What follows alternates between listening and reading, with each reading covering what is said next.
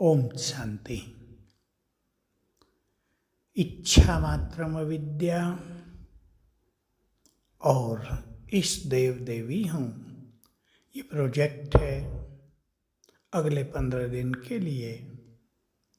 जो follow father group से जुड़े हुए हैं वे सभी बहुत तीव्र पुरुषार्थ कर ही रहे हैं। याद करें भगवान के महावाक्य, इच्छाएं अच्छा नहीं बनने देती, कामनाएं मनुष्य को कमजोर करती हैं। इच्छाएं क्यों नहीं अच्छा बनने देती? क्योंकि इच्छाओं की पूर्ति में मनुष्य सारा समय, सारा दिन, मास, वर्ष लगा रहता है। इच्छाओं का कहीं अंत नहीं है। इच्छाएं दुखों का कारण बनती हैं, क्रोध को जन्म देती हैं, स्थिति में गिरावट होती रहती है। इसलिए जितनी जितनी इच्छाएं हम कम करते चलेंगे उतने अच्छे बनते चलेंगे। और सच तो यह है कि जब हम इच्छा मात्रम अविद्या बन जाते हैं तब हमारी कोई भी शुभ इच्छा सहज ही पूर्ण हो जाती है, देर नहीं लगती। कामनाएं भी हम दूसरों से बहुत रखते हैं। संबंधों में मनुष्य को दूसरों से एक्सपेक्टेशंस होती हैं और वो तो सब पूरी कर नहीं सकते। एक बाप को बच्चे से एक्सपेक्टेशन है, लेकिन बच्चे की अपनी क्षमता, अपनी बुद्धि, अपनी शारीरिक शक्ति अलग अलग है। बाप इस चीज को नहीं समझता तो परेशान रहेगा, गुस्सा करेगा, तुम ये नहीं करते, ये नहीं करते।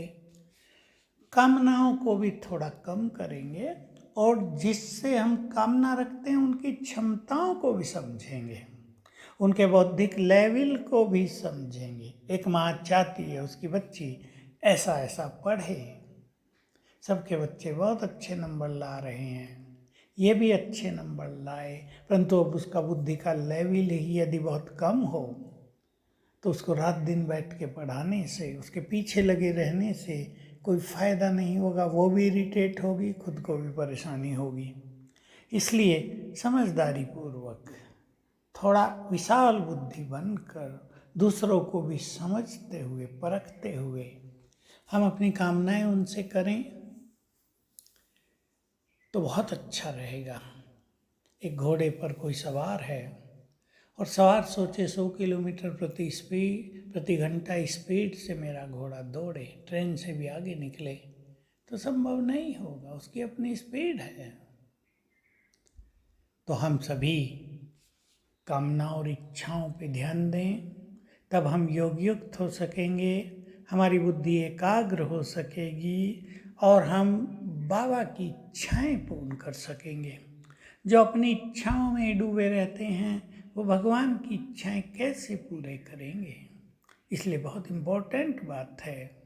अब भगवान ने भी तो हमसे शुभ कामनाएं रखी हैं, शुभ भावनाएं रखी हैं, शुभ इच्छाएं रखी हैं, हम उनको भी पूरा करें तो हम उसकी नज़रों में आ जाएंगे, उनका बल हमें मिलता रहेगा और ये इस जीवन के लिए, पूरे कल्प के लिए बहुत अच्छी बात होगी। जो इस समय भगवान की नज़रों में रहेंगे वो द्वापुर से भी उसकी नज़रों में रहेंगे।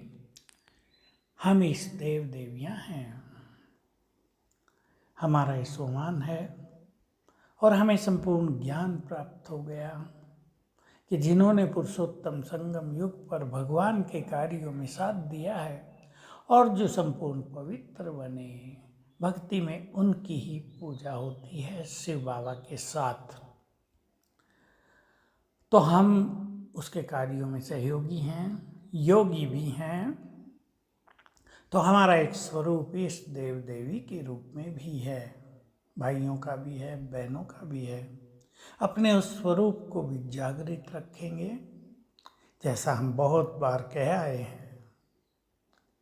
जिस स्वरूप का अभ्यास हम बहुत करेंगे, आगे चलकर क्या होगा, हम बस स्मृति करेंगे ना कि मैं इस देवी हूँ और हमारा वो स्वरूप बन जाएगा और दूसरों को हम उसी स्वरूप में दिखाई देने लगेंगे तो एक बहुत बड़ा कार्य इस सृष्टि पर प्रारंभ हो जाएगा। बड़ा महत्व है। अब शायद बहुत लोग नहीं समझते इस अभ्यास के महत्व को, लेकिन जैसे जैसे समय आगे गुजरेगा पता चलेगा जिन्होंने जिस स्वरूप का बहुत अच्छा अभ्यास कर लिया वो वही बन गए। तो आइए हम धुन लगाएं और बाबा के कार्य को संपन्न करें। ओम शांति।